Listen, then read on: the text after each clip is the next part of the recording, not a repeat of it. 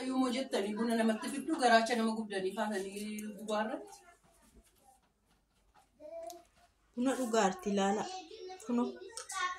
Buna danfisnee fiitu xinnoo ishii lapheen kee haa qabbanaa'u akaayis funaannadhu. Ka qabbanaa'u buna danfisnee fi maal goonee fi jirraa jechuudha.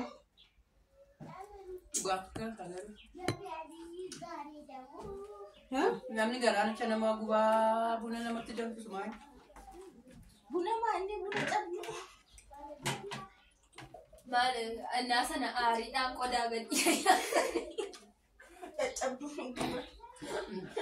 Daada maalan godhanii jechuudhaan alkool nagaddisa. Akaayii keenyaadhu maamiti yoo maali firaankiin miti namni yoo awwaalamee galee minaan inuma nyaatama miira. Buna sun firaankii taate malee kan bira maal taate? Kiisneerraani buna danfine. Buna danfine akaayii kennine bishaan kennine fi kan caala maal barbaaddi? Bishaan miti kilittoo naa kennan. Kuna dhugi siifaa bu'uutti buusii mala. Maal dhaabame seetani? Mana keenya waa dhabamee beeka. Umtu tokko guutuudha. Kuna arraba soo barbaadan jira nyaata soo nama arrabsi namoonni kan caayii dhadhaa nama dibdu. Dhadhaa nama dibdu tokko jaala. Arrabni jira arrabmaan arraba naan takka fayyoo nama arrabsite haa jedhan.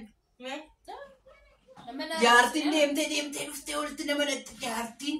Jaartisiin je maqaa kee jaartisiin jedheera haadheebbaan jedhe afaanii dhabee jaartiin mee burte. Nageenyi hin jedhamu. Mee sababumaati ittiin kaafte natti himi amma namni biraasaa baratu yoo hin barata ta'e nama. Gara siireesitti gallachuudhaan. Mee siireesi qubna gara maaliif akka bidiichi dhufe akka biraatitti dhufe. Baruun barbaada wayis immoo tarii kilittoo kana dhugee machaa'ee gaafas kilitticha baay'ee dharreen ture. Ofitti guuree odoon beekin itti ta'uun dubbadhe ta'e soorii kan man dhuge gaafas garuu dhugaasaa baruun barbaada. Gaasaa eessaa jalqabna reedu? Eessaa jalqaba? Fayyoo irraa jalqaba. Fayyoo jalqaba. Egaa namni yeroo baay'ee walitti ni dhufaa, wal waamaa, wal faana haasa'aa. Namni immoo yeroo walitti dhiyaatu, yeroo wal faana haasa'u, wal eeggachuu qabaa, afaansaa eeggachuu qabaa. Maal akka dubbatullee eeggachuu qabaa. Keessattuu immoo namni waanuma hiccitiidha jedhee wal gidduutti dubbatellee namni kan biraa kamillee dhagahuu hin qabu. Dabarseellee himuu akka hin qabne waanuma kamuu haa ta'u. Fakkeenya haati eebbaa osoo waa'ee mana ishee keessaa waan tokko natti himte dubbichi anuma biratti hafuu qabu. Anis waa'ee mana koo keessaa waanuma ta'e wayii haadha eebba akkas ture manni koo keessaa naam jedhe isheema biratti hafuu qabu. Darbuun qabu jechuudha. Eessatti illee akka hin darbine. Yoosi namni walitti hin bu'u yeroo dheeraa wal faana jiraata. Hiccitiinsa kanadha. Barumsi inni qabu kanadha. Akka namni wal eeggataa deemu. Amma kan iddoo kanatti jechuudha. Haati eebbaa dogoggortee odeessiteetti laata qooshiin gaafadha. Odeessiteetti laatatetti. Mee maaluma siin jette haati eebbaa kun? Haati eebbaa tonkolanyaadha sila. Humtuu hin jiru. Wanti odeeffamtu hin jiru garuu barnoota akka ta'uuf namoonni baay'een warra kana daawwatan nama mana namaafaa jijjiiru mana namaafaa keessa nama baay'eetu jira rakkatee bal'atee miti hundi akkuma isaa ta'etti yookiin abbaa faana yookiin haadha faana olitti bu'ee deemee mana namaa kan galu jira. Akkasuma immoo obboloonni immoo ol bira kan jiraatanii nama ollaa yookiin hiriyaa ishii faana faa kun akkuma nu fakkeenya fudhannee haasofnee irratti hojjenne kana akkuma kanatti kan immoo oduu fudhatanii faa oduun dubbatamee gaafa babal'atee jedhu maatiin ta'e olitti bu'ee deemsillee dhufee amma ishii fakkeenya akka ilaaltanii fixxanii yoo jiraattanii ishiin deessee jirti yani immoo bakka sababan oduu kana dhageetti aareera bakka kanaafuu deemuun qaba jedhee deemeen jira jechuudha.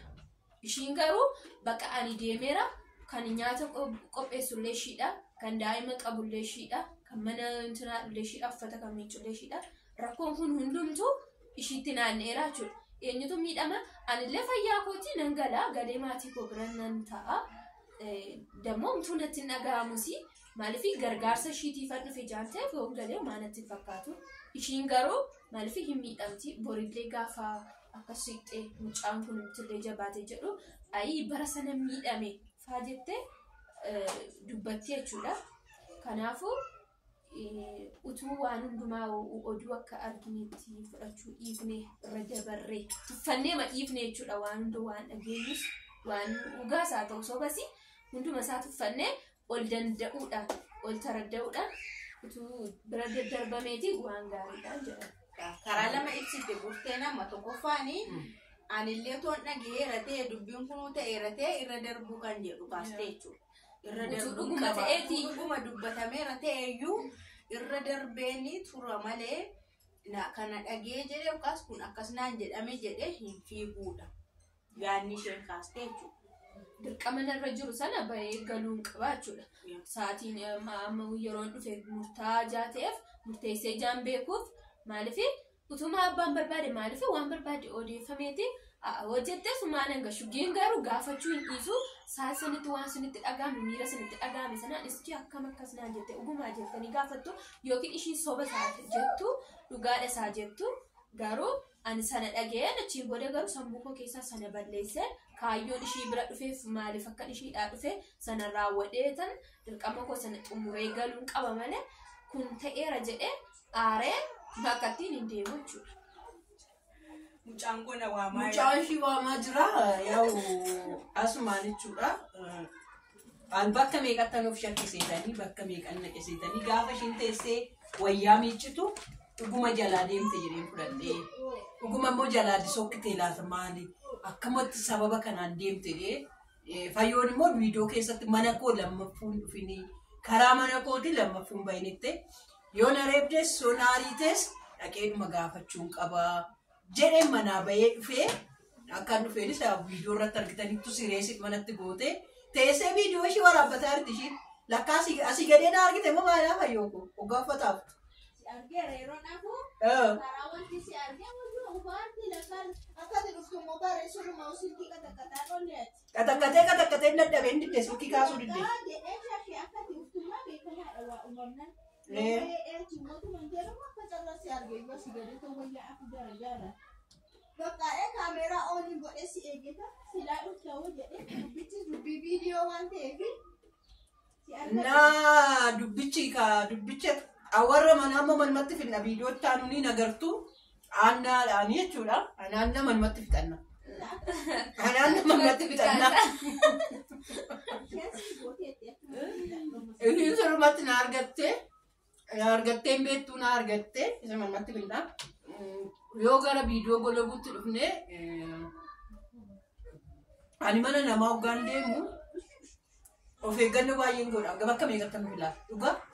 Nama dhugaa kun jedha jechuun waan an hojjechuu qabu sanaan hojjedha malee maaliif dubartoota yoo xiqqaate nama gara dubartii 10 dharra seeraan umurii koo kan keessatti. Waan mana haraasii keessatti namaan bara kannillee sirriitti gargar baasee hin beeka. Ofii kootti fisdee argeera garuu immoo obboleettii kooti maal akkan jedhe isinitti maasumaan jechuudha.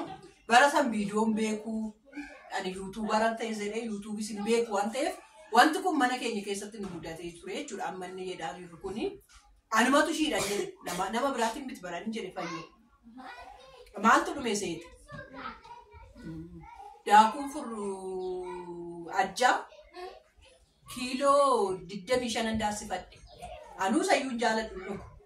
Achumaan torbee lamatti dhume naan jette. Namaaf hammaartee fuutee kennitee mucaan siqqi jettee boossee maraattee sirraan deema naan jettee araasii ji'a tokko ta'e nagattee narraa deemte. Kana dubbadhe jechuudha. Innaa waan kun akkasitti tari'anis immoo waan jettee akkas jedhee dubbadheera laata isa jedhus of shakkaan ture. Garuu dubbii xiqqashuun deemtee akka guddaa taatu asumaan hin barattu. Warri ganaa deessanillee akka of eeggannoo gootanii warri mana namaa deemtanillee taphattanii babaruu dhiyaa kooteettanillee of eeggannoo godhaatii taphachuu jechuudha. Miti fayyoo. Haalli isaa kanuma barsiisudha. Warri nu arrabsitanis galatoomaa. Warri nu jaalattanis galatoomaa. Warri hundumtuu keessaniyyuu sin jaalannaa. Guddaa isaanuuf galatoomaa sin jenna. Buna keenyas dhunneerraa. Anis gara mana kootiin deema. Isinis gara jiruu keessanii deema. Dubbichi kanaan dhumeera fakkaata. Amma immoo maalattee galte akka ishiin naan jettu hin beeku malee.